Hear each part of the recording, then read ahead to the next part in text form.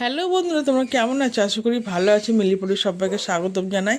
এই যে আছে একটা নতুন রেসিপি তোমাদের সঙ্গে শেয়ার করবো, ক্ষীর চমচম। সেটা কি করে করবো দেখতে থাকো।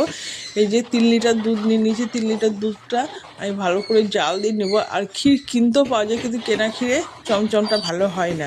সেটা ওই জন্য বাড়িতে দুধ নিয়ে 3 লিটার দুধ নিয়ে এটা জাল দিয়ে নিচ্ছি। দেখতে হচ্ছে ঘন হয়ে এসছে, ক্ষীরটা ঘন হয়ে গেছে।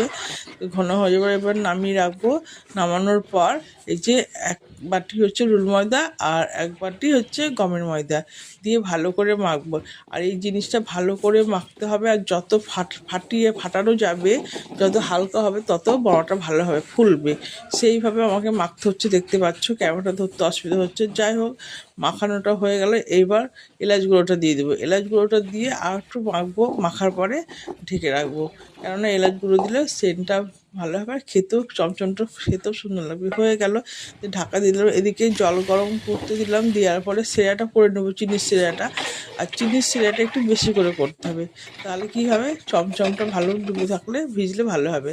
এদিকে কড়াইতে তেল দিয়ে দিয়েছি। দেওয়ার পরে এক এক করে ক্ষীরের চমচমগুলো ভেজে নিচ্ছি। আর এই যে কত সুন্দর ফুলছে, এত সুন্দর ফুলছে বন্ধুরা, কি বলবো।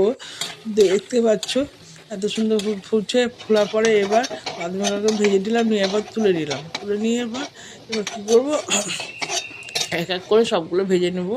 এক এক করে সবগুলো ভেজে নিলাম। তোমরা ভিডিওটা কোথা থেকে দেখছো অবশ্যই কমেন্টে জানাবে।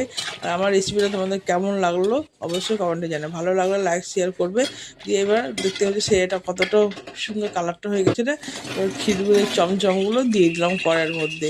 দিয়ে ভালো করে নেড়ে দিচ্ছি। নেড়ে দেওয়ার পরে এবার ঢেকে দেবো। দেখতে পাচ্ছ খুবই, আর সবগুলোই ফুলেছে, এত সুন্দর ফুলেছে কি বলবো বন্ধুরা, খুব সুন্দর করে, খুব সুন্দর হয়েছে। এই যে ঢাকাটা দিয়ে দিলাম। ঢাকনাটা খোলার পরে দেখতে পাচ্ছ এত সুন্দর লাগছে আর খুব সুন্দর নরম হয়েছে, সফট হয়েছে, ভালো হয়েছে। তো এখানের ভিডিওটা শেষ করলাম বন্ধুরা, টাটা।